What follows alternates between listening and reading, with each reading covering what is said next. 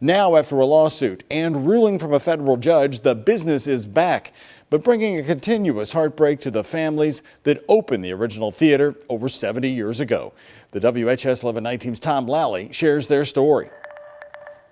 We know it for the scandal, the neon signs, the X rating, but some have a much more PG memory of this place their families built.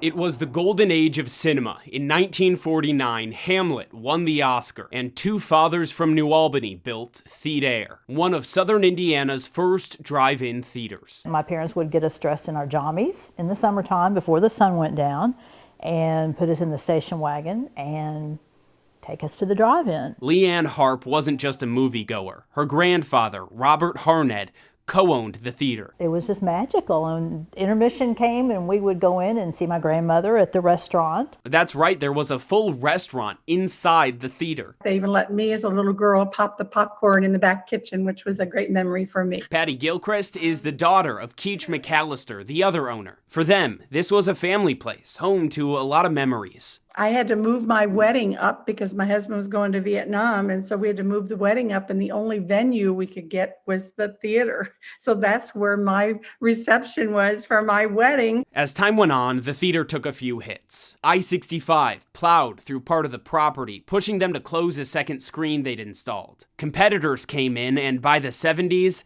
Leanne says the families sold Theatair to another drive-in company that turned around and sold it again. And before we knew it, we're talking maybe a year, maybe not even that long, it turned into Theatair X. Theatair X became a drive-in for adult movies. They even had to put panels up to block the view from I-65. After that, it became an adult bookstore and was forced to shut down by 2019.